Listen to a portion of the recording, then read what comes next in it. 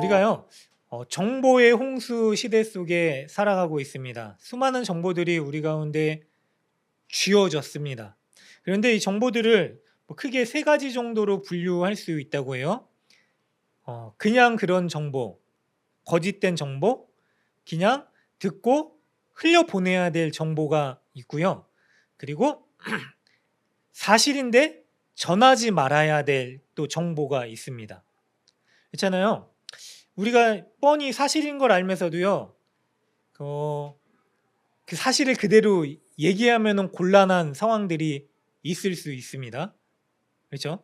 가령 저를 보고요, 목사님 머리숱이 진짜 별로 없으시네요. 어떻게 목사님 영광이보다 더 없으세요? 이렇게 얘기를 하면 이건 사실이지만 곤란해지는 정보죠. 그래서 사실 그대로 얘기할 수 없는 정보가 우리 가운데 분명히 있어요. 부부관계에서도 이 옷 어때 그러면은 예뻐라고 얘기할 수밖에 없는 정보들이 분명히 있습니다. 그리고요, 또 세 번째로는요, 사실이기 때문에요, 전하지 않을 수 없는, 전해야만 하는 정보들이 있습니다. 가령 이런 거예요. 지구가 둥글다라고 하는 이 사실적인 정보는요, 몇몇 사람에게만 주어진 정보였었습니다. 수많은 사람들은 그 사실을 몰랐었어요, 과거에는. 그런데 이게 사실적인 정보로 알려지게 됐을 때는 많은 사람들이 이거를 얘기하고 그리고 알리지 않고는 그냥 있을 수 없었고요.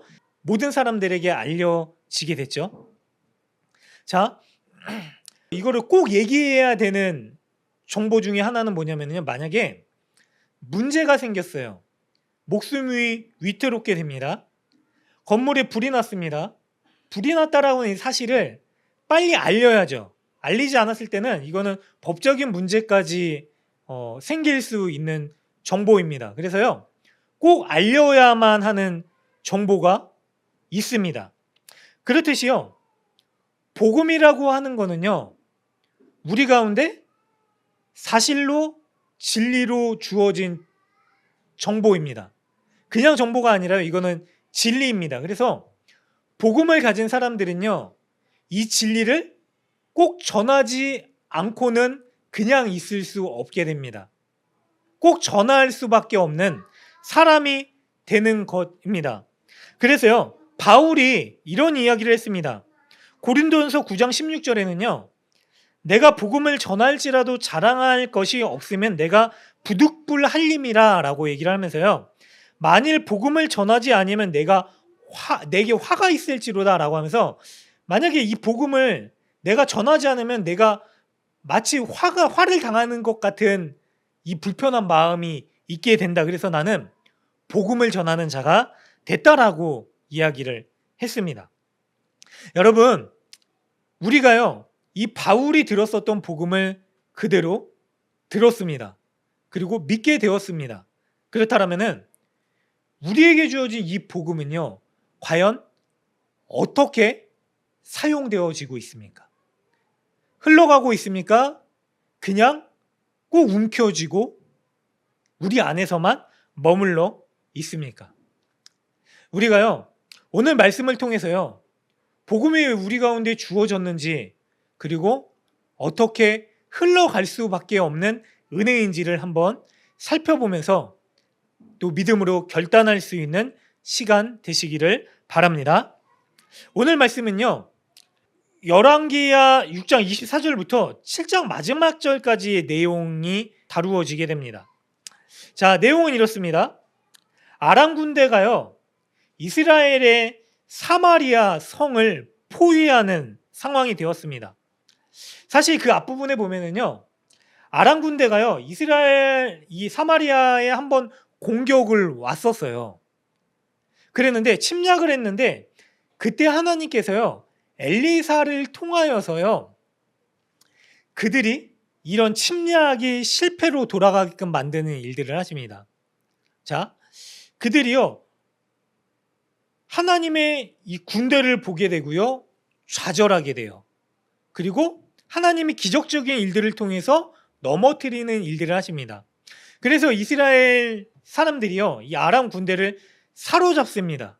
그때 왕이 묻습니다. 엘리사에게 우리가 이 아람의 군대를 다 진멸할 것이냐 아니면 포로로 잡을까요? 라고 질문했을 때 엘리사가 그들을 먹여서 평안히 있다가 놓아주라 라고 이야기를 하고요. 그렇게 그대로 왕이 행하고 아람 군대가 물러나게 됩니다. 그리고 그런 상황 때문인지 몰라도요, 한동안은 아람이 이스라엘을 침략하지 않다가요, 한동안 시간이 오래 지난 후에 오늘 이 아람 군대가 사마리아 성을 포위하는 일들이 있게 됩니다.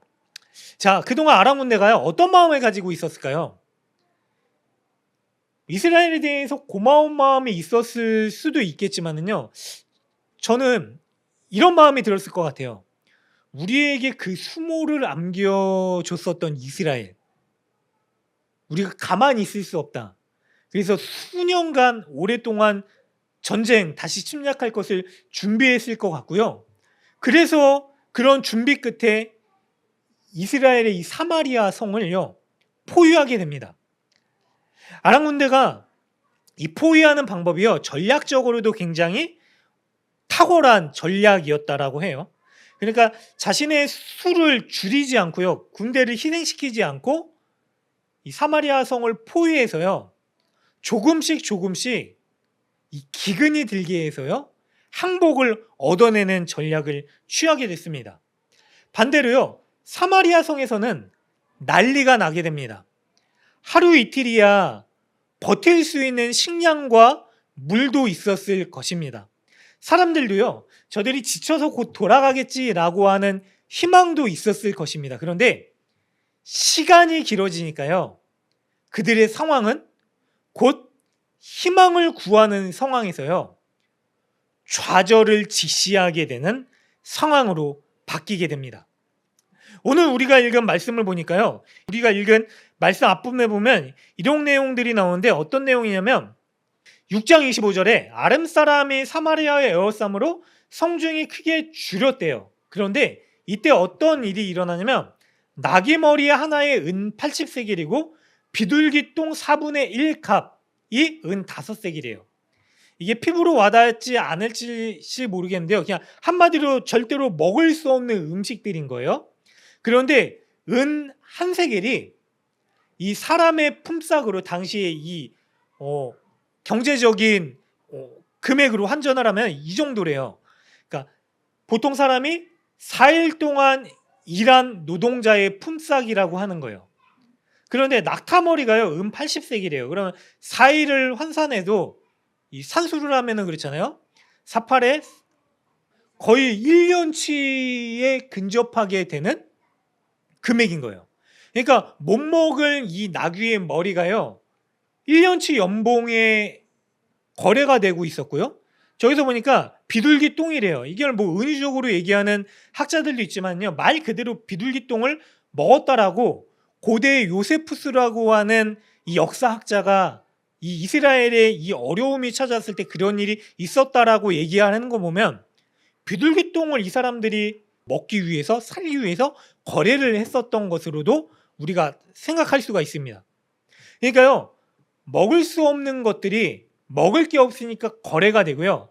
더 끔찍한 일은 뭐냐면요, 그 뒷부분인데요, 심지어는 자신의 자녀까지도 잡아먹게 되는 이 반인륜적이고 끔찍한 일들이 벌어지게 되었다라고 하는 겁니다. 왜 그렇죠? 기근이라고 하는 이 위협, 전쟁이라고 하는 두려움이 그들 가운데 엄습하니까요, 이들이 이런 말도 안 되는, 그냥 입에 올리기도 불편한 이런 일들을 행했었던 거예요. 여러분, 그렇습니다. 어려움이 찾아오면은요, 사람들이 두 가지 정도로 반응합니다. 그 어려움이 절대로 내가 해결할 수 없는 공포와 두려움일 때 두 가지 정도로 반응할 수 있는데, 하나는 불안과 두려움으로요, 그 어려움을 받아들이고 자신의 삶을 결정하는 부류입니다. 다른 한 부류는요, 어려움에도 불구하고요, 믿음으로 인내하면서 하나님이 하실 일들을 기다리고 승리하는 부류들입니다. 오늘 말씀에서 아까 우리가 읽었었던 이 여인은요, 참지 못하고요, 불안과 공포에 사로잡혀서요, 자신들이 마땅히 해야 될 일들을 포기하는 모습을 보였습니다. 그렇잖아요. 부모와 자녀의 관계는요, 가장 끈끈한 관계예요. 자식이 굶으면요, 부모는 자기가 굶더라도요, 어떻게 하죠? 자신의 것을 포기하더라도 자식을 먹이는 게 대부분 사람들의 반응입니다. 그럼 이 여인들이 왜 이런 반응을 보였을까요? 이런 결정을 했을까요? 바로 내가 그렇게 희생하더라도 죽음이라는 문제가 뻔하기 때문이다라고 하는 판단 때문에 그렇게 한 거예요. 맞죠? 내가 자녀를 위해서 희생하더라도요, 곧 죽을 일이 얼마 안 남았다. 차라리 자녀의 목숨을 끊고 좀 더 살다가 나도 죽자라고 하는 마음이었던 것 같아요. 그렇다면 이거는 공포와 불안에 사로잡힌 사람들의 반응이고요. 무엇을 의미하냐면요, 그들 가운데 하나님은 존재하지 않는다라고 하는 반응입니다. 왕이 이 여인들의 얘기를 듣습니다. 그런데 왕도 뭐라고 얘기를 하냐면 이렇게 얘기를 해요. 27절에 보니까요, 여호와께서 너희를 돕지 아니하시면 내가 무엇으로 너희들을 돕겠느냐, 뭐 타작마당으로 말미암아 하겠느냐, 포도주 틀로 말미암겠느냐라고 하는 반응이에요. 한마디로 뭐냐면 나더러 어쩌라고 해요. 왕도 공포와 두려움에 사로잡혀서요, 자신의 삶을 포기한 것 같은, 나라를 포기한 반응을 보입니다. 또 그러면서 뭐라고 얘기하냐면 왕이요, 29절에 보니까요, 왕이 옷을 찢어요. 애통해야 하는 거거든요. 근데 애통해야 한다라고 하는 말은, 베옷을 입고 애통해야 한다라고 하는 말은 뭐냐면 당시에 이러한 일들을 행할 때에는 하나님 앞에 자복하며 돌이킬 때예요. 근데 왕은 하나님께 돌이키지 않고요, 이렇게 반응합니다. 31절에 보니까 왕이 사밧의 아들 엘리사의 머리가 오늘 그 몸에 붙어 있으면 하나님이 내게 벌 위에 벌을 내리실지로다 라고 하면서 엘리사를 못 베어 죽이겠다라고 하는 반응을 보이고요. 33절에는 무리와 말을 할 때 왕이 이르되 이 재앙이 여호와께로부터 나왔으니 어찌 더 여호와를 기다리리요 라고 하는 반응을 보입니다. 한마디로 왕에게 있어서는요, 더 이상 하나님은 없다 하였어요. 여러분, 이 여인들에게 있어서도요, 더 이상 하나님은 없다라는 반응을 보였고요, 왕도요, 더 이상은 하나님은 우리 가운데 없다라고 하는 반응을 보인 것입니다. 여러분, 문제가 오면은요, 그 문제가 너무나 커 보일 때가 분명히 있습니다. 그래서요, 좌절하고 낙심될 때가 있어요. 너무 큰 두려움이 엄습할 때 있습니다. 공포스러워요. 당장 모든 게 다 끝날 것 같은 문제입니다. 그럼 여기서요, 우리가 꼭 잊지 말아야 될 질문이 있습니다. 그러나 그 가운데 하나님은 살아 계시는가? 라고 하는 질문입니다. 여러분, 하나님이 살아계시지 않다라고 결론을 내리면은요, 결국 어떻게 되는지 아세요? 자기가 문제를 해결하려고 해요. 여인들은요, 자신이 문제를 해결하려고 하는 시도 때문에요, 자녀를 죽여요. 자녀가 죽더라도 내 생명을 좀 더 유지해야겠다라고 하는 반응. 하나님이 없기 때문에 이런 결정을 할 수 있는 거예요. 왕도요, 이스라엘을 포기한 것 같은 반응이에요. 자, 아직 성 안에요. 함락되지 않았는데요, 기근이 들고 적이 사방을 포위하고 그들이 침략이 엄습한 두려움이 몰려오니까요, 하나님은 없다라고 생각했고요, 그리고 이런 반응을 보였고요, 그 반응의 결과가 뭐냐, 하나님의 사람 엘리사를 죽이겠다라고 하는 반응을 보이게 됩니다. 하나님이 없으면요, 여러분, 우리가 해결할 수 있는 방법도 없는 것입니다. 그렇게 되면 어떻게 되는지 아세요?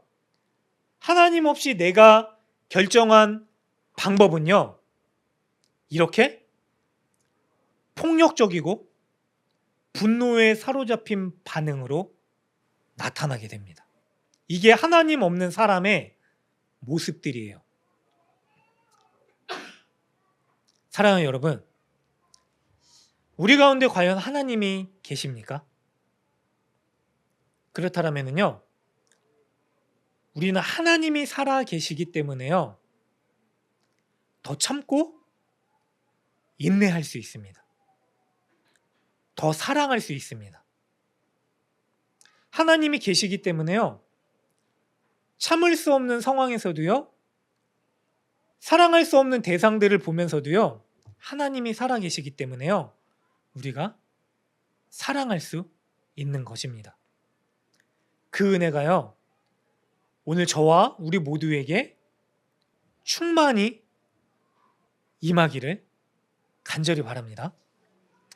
이런 상황 가운데서요, 믿음으로 반응하는 사람의 모습이 오늘 7장의 내용입니다. 바로 엘리사입니다.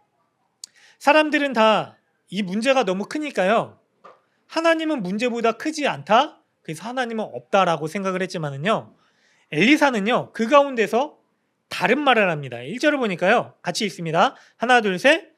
엘리사가 이르되 여호와의 말씀을 드릴지어다 여호와께서 이르시되 내일 이맘때에 사마리아 성문에서 고운 밀가루 한 스아를 한 세겔로 매매하고 보라 두 수아를 한 세겔로 매매하리라 하셨느니라. 이 말은 뭐냐면요, 다시 물가가 원상복귀 될 것이다 라고 엘리사가 이야기를 하는 거예요. 그런데 상황은 어떻습니까? 변한 게 아무것도 없어요. 여전히 아람의 이 크고 두려운 군대는 진을 치고 있고요, 옥죄어 오고 있습니다. 이 성안은요, 난리가 났습니다. 여전히 먹을 게 없어서요, 그런 끔찍한 반인륜적인 행위들이 일어나고 있어요. 그런데 이런 상황에서도요, 하나님의 살아계심을 믿고 있는 엘리사는 뭐라고 얘기를 하냐면요, 하나님이 일하실 것입니다 라고 이야기를 하고 있어요. 그래서 하나님의 말씀을 믿으시길 바랍니다. 여러분, 하나님은 우리 가운데 여전히 일하고 계시는 분이십니다. 그 하나님께로 돌아갑시다 라고 이야기를 하고 있어요.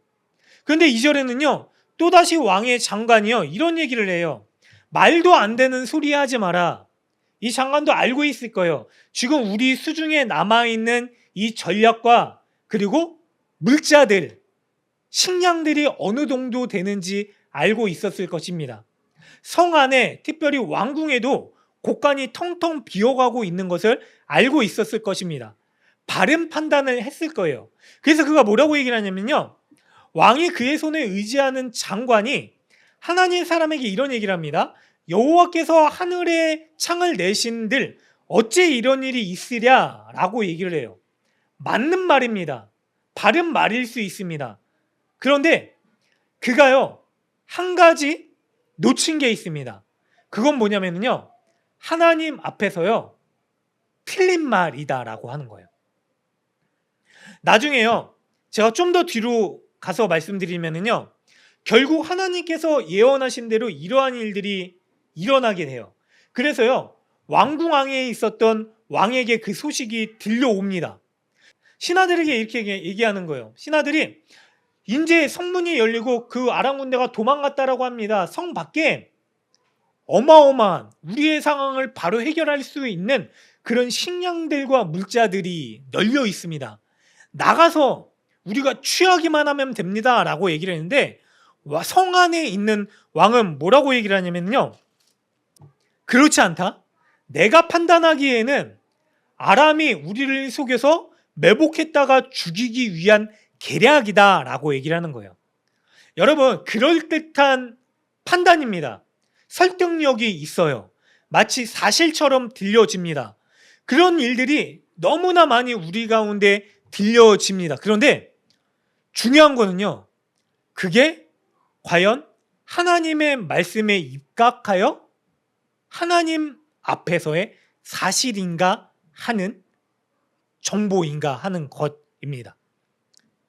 여러분, 세상은요 끊임없이요 복음에 대해서요 왜곡하려는 시도를 해요. 어떤 책들을 보면은요, 하나님은 없다, 신은 없다라고 하는 것을 증명하기 위해서요 굉장히 논리적으로 탁월하게 설득력 있게 쓴 책들도 있습니다. 그렇게 연설하는 사람들도 너무나 많이 있습니다. 그런데요, 그게 우리 가운데 들려지는 게요, 우리가 분별할 수 있는 중요한 기준이 무엇이냐면요, 그것이 하나님 보시기에 사실인가라고 하는 거예요. 그럴듯하게 들려지는 게 아니라요, 설득력 있게 들려지는 게 중요한 게 아니라요, 이게 논리적으로 탁월하냐가 중요한 게 아니라요, 이게 진짜 하나님이 말씀하신 진리인가라고 하는 게 중요합니다. 여러분, 수많은 이 모든 성의 사람들은요 다 끝났다라고 얘기했어요. 그런데 하나님이 말씀하신 것을 진리라고 믿고 있는 한 사람은요 그렇지 않다라고 얘기했어요. 수많은 사람들은요 논리적으로 전략적으로 뭐 이런 여러 가지 구체적인 뭐 수치들을 가지고 얘기했을 거예요. 우리는 이렇게 할 수 없다, 도저히 이 상황은 이렇게 해결될 수 없다라고 장관까지도 얘기했을 것입니다. 그런데 하나님의 말씀이요, 진리임을 믿는 이 한 사람의 말이요 결국 승리합니다. 진리로 판별되었죠. 중요한 게 있습니다. 여러분, 우리 가운데 들려진 이 복음의 진리는요, 그동안 역사적으로 수많은 사람들이 거짓임을 증명하려고 했지만은요, 그러나 진리로 우리 가운데 주어진 변할 수 없는 사실입니다. 우리가 그것을 믿기 때문에요 이 자리에 앉아 있는 것이죠. 그래서 우리는요, 우리의 들려지는 모든 것들에 분별할 수 있는 기준은요 바로 하나님 말씀에 합한 것인가 라고 하는 기준이 되어야 됩니다. 하나님은요 말씀 그대로 이룰 수 있는 분이시기 때문입니다. 저와 우리 모두가요 그 하나님의 말씀에 입각한 결정과 삶으로, 행위로 살아갈 수 있는 우리 모두가 되시길 간절히 바랍니다. 여러분, 이 왕과 장관까지도요 상황은 어쩔 수 없다, 이제 끝났다라고 얘기를 하는데요, 하나님 참 놀라운 방법으로 역사를 하십니다. 자, 왕과 장관 그럴듯한 사람을 통해서요 이 구원의 복된 소식을 알리시는 게 아니라요, 3절에 보니까요 성문 어귀에 나병 환자 4사람이 앉아 있었대요. 여러분, 나병 환자들은요 성 안에 들어갈 수 없는 사람들이었어요. 그렇다면은 이 전쟁이에요. 자, 성에 온전히 들어가지도 못하고 있는 사람들이 아직 살아 있어요. 그럼 아람 군대가 살려준 사람들이겠죠. 왜 살려줬을까요? 죽일 만한 가치가 없는 사람으로 그들도 생각한 거예요. 그리고 그들이 있는 곳에 가까이 가서도 안 되는 거부감 있는 사람들로 여겨졌겠죠. 왜요? 나병이잖아요. 자, 나병 환자의 입장에서는 어떤 사람들이죠? 성 안에 들어간다라고 하는 거는요 든든한 방패막을 갖는 거예요. 특권을 가지게 되는 거죠. 성 안에서는요 모든 문화와 여러 가지 혜택들을 누릴 수 있는 거예요. 근데 나병 환자들은요 성 안에 들어갈 수 없는 사람들이기 때문에 그런 혜택조차도 누릴 수 없는 사람이고요, 전쟁 가운데서도 심지어 적군한테도요 천대를 받았었던 사람들입니다. 참 희한하죠. 이들이요 모여가지고 회의를 합니다. 왜 회의를 했을까요? 성 안에도 식량이 없듯이요 성 밖에도 먹을 게 없어요.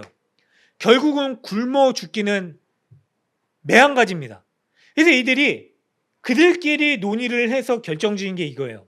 우리가 성 안에 만약에 들어가더라도 먹을 것도 없기 때문에 죽을 것이다. 우리가 이대로 있더라도 굶어 죽을 것이다. 그러니까 우리가 할 수 있는 최선의 방법은 무엇이냐면 바로 아람 군대에 우리가 투항을 하자. 가가지고 우리가 살려달라고 투항을 하면은 혹시라도 그들이 먹을 것을 줘서 우리가 살 수 있지 않겠느냐. 이래 주구나 저래 주구나 어차피 죽임당할 목숨이다 라고 결론을 내리고 결국 그들이요 아람 군대에 투항을 하러 갑니다. 여러분, 그런데요 그들 가운데 놀라운 은혜가 임하게 됩니다. 이게 바로 복음이에요. 내가 할 수 있는 게 아무것도 없을 때 하나님께서 은혜로 주신 유일한 구원의 길이 들려지는 것. 사마리아 성 사람들은요 그들의 죄로 인해서 결국 아람에게 침략을 받은 거예요. 그런데 그들은요 그 상황 가운데서도 하나님께로 돌이키지 않았어요. 결국 스스로 구원할 수 없는 처지에 직면하게 됩니다. 나락으로 떨어진 거죠. 여러분, 이게 마치요 죄로 인해서요 실패하고 넘어진 우리의 모습과 같지 않습니까? 죄는요 절대로 우리가 해결할 수 없어요. 죄는요 우리를 둘러싸서요 우리를 넘어뜨립니다. 우리에게 좌절과 절망감을 줄 뿐입니다. 그런데요 이 죄의 문제를 해결해 줄 수 있는 그 유일한 길을 하나님께서 열어주셨습니다. 이게 바로 복된 소식이에요. 가장 복된 소식. 내가 해결할 수 없는 이 문제를 하나님께서 해결해 주셨다. 여러분, 이 나병 환자들은요 스스로 구원할 수 없는 사람들이기 때문에요 결국 적진에 뛰어들더라도 우리가 구원받자라고 하는 선택을 했었던 사람이에요. 미련한 것 같지만은요 이 사람들은요 그래도요 성 안에 있는 사람들과 같지 않았습니다. 뭔지 아세요? 그들이 멸시천대받는 정말로 가치없는 인생이다라고 하는 게 다른 게 아니라요 그들은요 우리의 구원은 내가 이룰 수 없다라고 하는 것을 알고 있는 사람들이었어요. 맞죠? 그래도 성 안에 남아있는 사람들은요 내가 좀 더 버틸 수 있다라고 생각하는 사람들이에요. 그래서 항복을 하거나 아니면 다른 방법을 취하지 않았어요. 그 안에서 자신이 해결할 수 있는 일들을 찾아서 끔찍한 만행을 저지르더라도 자기가 자기의 생명을 부지하겠다라고 했었던 사람들이에요. 근데요 하나님은요 그런 사람들에게 구원을 주시는 게 아니라요 하나님은요 나는 아무것도 할 수 없습니다 라고 고백하고요 좌절해서요 하나님 앞에 엎드릴 수밖에 없는 사람들에게요 바로 구원을 주신다라고 하는 것입니다. 여러분, 우리는 어떤 모습으로 살아가고 있습니까? 하나님 앞에요 주님, 저는 아무것도 할 수 없습니다. 그래서 주님을 붙듭니다 라고 하는 모습으로 살아가십니까? 아니면 주님, 주님이 하시지 않아도요 아직은 제가 할 수 있습니다 라고 하면서 죄에 갇혀 있는데 죽어가고 있는데 죽음이 점점 옥죄어 오고 있는데 여전히 내가 할 수 있습니다 라고 하는 모습으로 살아가고 계십니까? 하나님만이요 우리의 유일한 구원자 되시는 구주이심을 다시 회복할 수 있는 은혜가 우리 가운데 있으시길 간절히 소망합니다. 여러분, 이 나병 환자들이요 그러고 갔어요. 적진으로 갔어요. 한밤중에. 그래요 놀라운 일이 발생합니다. 하니까요 군대 막사들과 기물들이 있는데요 군대가 보이지 않는 거예요. 식량들이 널려져 있습니다. 여러 가지 금은 보화들까지도 그대로 있습니다. 이게 어떻게 된 일일까요? 지식이 있고요 분별력 있다라고 했었던 사람들은요 하나님이 하늘에 창을 내시더라도 이 상황 바뀔 수 없다라고 얘기했지만은요 하늘의 주인이신 하나님께서요 하늘 문을 여시고요 군대를 보내셨어요. 아니, 군대를 보내신 것도 아니고요. 그 하늘의 군대의 소리, 군병과 말들의 소리를 듣게 하심으로요. 이 아람 군대가 두려움에 엄습하게 되고 그들의 판단으로 이는 필시 이스라엘이 도움을 요청한 원군, 그 당시의 강대국이었었던 해족속과 애굽의 군대들이 도우러 오는 소리다라고 하는 판단을 하게 되고 그리고 한밤중에 주랭랑을 치게 만드는 일들을 하나님께서 행하시게 됩니다. 여러분, 하나님의 구원은요, 우리의 상상을 뛰어넘는 놀라운 은혜입니다. 여러분, 우리의 얕은 지식으로요, 이 정도 해주시겠지라고 하는 것보다 더 크고 놀라운 은혜입니다. 우리가 상상할 수도 없는 것이기 때문에 은혜입니다. 그 은혜를 하나님께서 주셨어요. 이 나병원들이 가서요, 마음껏 누려요. 마구 먹으면 얼마나 굶었겠어요. 마음껏 먹습니다. 그리고 누립니다. 그리고 여기에 있었던 귀중품들을요, 자신들이 알고 있는 자기만 아는 장소에 감추는 일들도 합니다. 그런데 그러다가 한 가지 불현듯 깨닫게 되는 게 있었습니다. 무엇이냐면요, 나병원들이 이런 얘기를 해요. 자, 9절에 보니까요, 같이 읽겠습니다. 하나, 둘, 셋. 나병원들이 그 친구들에게 서로 말하되 우리가 이렇게 해서는 아니 되겠도다. 오늘 아름다운 소식이 있는 날이거늘 우리가 침묵하고 있도다. 만일 밝은 아침까지 기다리면 벌이 우리에게 미칠지니라. 이제 떠나 왕궁에 가서 알리고자 하고. 여러분, 은혜가 너무나 크면은요, 누리는 기쁨이 너무나 크면은요, 이거를 꼭꼭 간직하고만 있을 수 없습니다. 여러분, 이들이요, 서두에 말씀드렸던 대로요, 바울이 했었던 고백을 하고 있는 거예요. 이게 말도 안 되는 은혜냐. 나병환자의 입장을 보세요. 자, 어느 곳에서도 환대를 받을 수 없는 사람이에요. 몇시천대 받던 사람들. 이스라엘 사람들도 그들을 무시했고요. 그들이 어떻게 살던지 내팽겨쳤던 사람들, 성 밖에서 죽던지 말던지 그들의 생명에 대해서요, 아무도 관심 가지지 않았었던 사람들입니다. 그런데요, 아무도 관심 가지지 못했었던 그 사람들이요, 누구에게도 환대받지 못했었던 그 사람들이요, 이 놀라운 은혜를 경험하게 되자 어떤 마음의 변화가 생기는지 아세요? 내가 이 기쁨을 가서 비록 나를 환대하지 않았었던 사람들이지만 내가 이 기쁨을 그들에게까지 알리지 않고는 가만히 있을 수 없겠다. 저 성 안에 죽어가는 불쌍한 사람들에게 이 소식을 알려야겠다라고 하는 마음으로 바뀌게 된 거예요. 여러분, 누가 불쌍한 사람들이 되었습니까? 그동안 수없이 불쌍한 사람으로 살아갔었던 이 나병환자들이었지만은요, 이 놀라운 은혜, 구원의 기쁨을 경험하고 나서는요, 그들이 도리어요, 비록 그들을 무시하고 괄시하고 천대했고 그들을 진짜 학대하는 일들까지도 했었던 그 사람들을 보면서요, 그 구원의 은혜를 누리고 나서는 그들의 생각이 바뀌게 된 거예요. 저 불쌍한 성 안에서 죽어가고 있는 사람들. 여러분, 이게 바로 구원의 감격입니다. 제가요, 이 말씀을 묵상하면서요, 아무리 저를 봐도요, 저는 나병 환자보다도 못한 사람이에요. 나병 환자 알잖아요. 내가 아무것도 할 수 없는 자입니다. 그래서 내가 어떻게 해서든지 누군가를 의지하지 않으면 안 되는 사람입니다 라고 하는 고백 때문에 그런 결정을 하고 아람 군대까지 간 거예요. 근데 여러분, 저는요, 아무리 생각해도요, 악했고요, 하나님을 찾지도 않았고요, 그리고 하나님을 무시했고요, 심지어는 그런 악한 방법으로요, 제가 살아갈 수 있다라고 생각했었던 사람이거든요.